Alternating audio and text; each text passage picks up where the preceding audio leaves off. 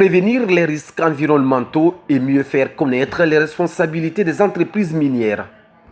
C'est l'objectif d'une session d'échange organisée ce jeudi 16 juillet à Conakry par Gulex Avocat, l'un des 40 meilleurs cabinets d'affaires en Afrique.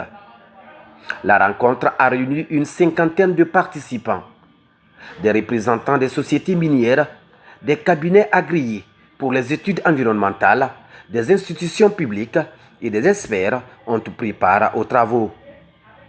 Les échanges ont porté sur la prévention des risques environnementaux et les obligations juridiques des acteurs du secteur minier. À l'ouverture des travaux, l'associé gérant de Gulex Avocat a présenté le contexte et les objectifs de cette initiative. En fait, Gulex Avocat, comme je l'ai rappelé tout à l'heure, est un cabinet spécialisé en droit minier et en droit des affaires. Donc, on travaille avec l'ensemble de l'écosystème minier, que ce soit les spécialistes en environnement, les spécialistes strictement miniers, les sociétés minières, les cabinets agréés. Donc, on s'est dit qu'il était important de réunir tout le monde ici avec le partenariat stratégique de l'Agence guinéenne d'évaluation environnementale pour discuter des actualités en lien avec le secteur minier, comment est-ce que les problématiques environnementales sont traitées par les miniers, comment les miniers perçoivent les problématiques environnementales et quelles sont les exigences en matière réglementaire et de conformité que les acteurs miniers doivent respecter. La session a également enregistré la participation de l'Agence guinéenne d'évaluation environnementale. Son directeur général a expliqué le rôle de son institution dans le suivi et l'évaluation des projets miniers. L'AGE, c'est l'organisme qui est déjà en amont du processus et avant que les projets ne commencent leur activité. Et donc, nous sommes chargés de la mise en œuvre de la politique gouvernementale en matière d'évaluation environnementale. Ce qui veut dire que tout projet, avant leur réalisation, doivent réaliser les études d'impact environnemental et social. Et l'AGE coordonne ce processus. Une fois que le rapport d'étude d'impact est validé, et il est sanctionné par un certificat de conformité environnementale ou une autorisation environnementale.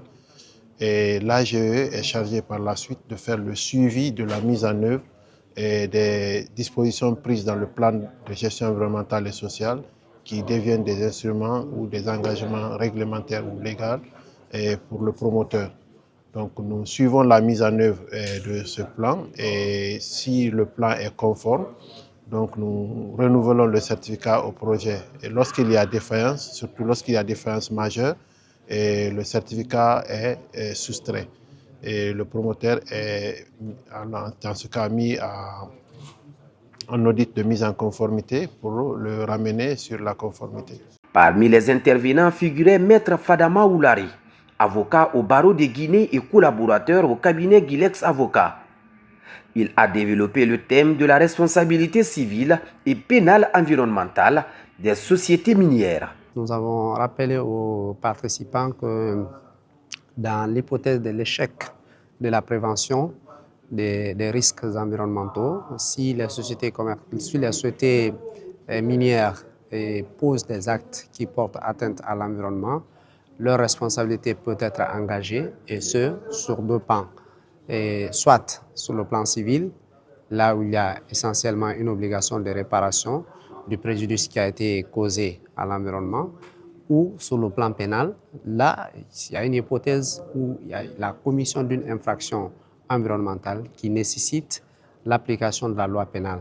Ça veut dire qu'il y a un interdit social qui a été transgressé, qui nécessite l'application d'une peine. Et en plus de la peine, la question de réparation se pose. Donc en substance, nous avons fait la distinction entre la responsabilité civile environnementale des sociétés commerciales œuvrant dans des activités minières d'un côté, mais aussi la responsabilité pénale d'ordre environnemental de ces sociétés. À l'issue de la session, les participants ont salué la qualité des échanges et la pertinence de cette initiative. Vous savez, aujourd'hui, la question de l'environnement est une question fondamentale dans l'activité minière.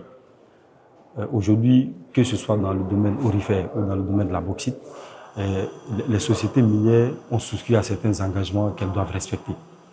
D'accord, il a touché un point lors de son intervention tout de suite, un point que j'ai réellement aimé personnellement. le point par rapport à l'accompagnement des sociétés minières par des banques internationales. Le standard étant tellement élevé que ces entreprises-là sont sous une grande pression.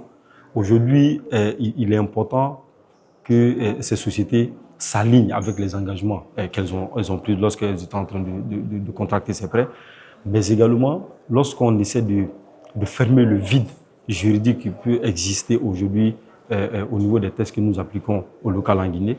Je pense que ça pourra aider les sociétés minières à vraiment se conformer aux tests applicables.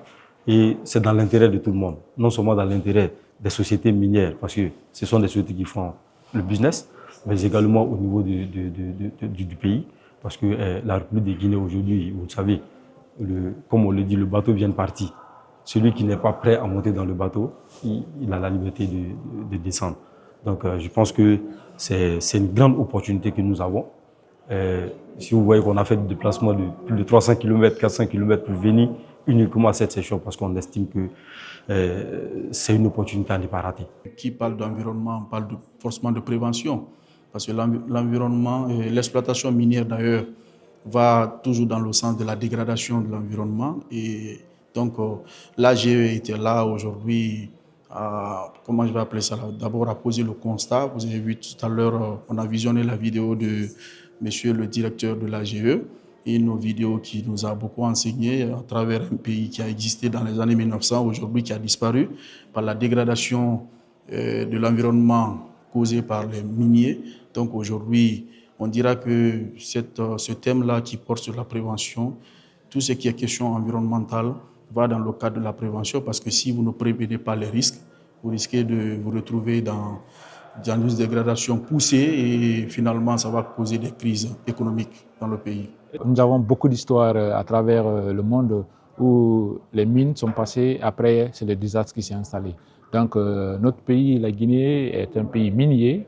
Nous avons beaucoup de potentiel en matière de mines et nous devons déjà prendre le devant pour ne pas vivre les réalités passées, pour que nous puissions préserver notre environnement, avoir les mines, avoir les ressources, l'économie, mais aussi tout en préservant notre environnement pour nous et pour nos générations futures.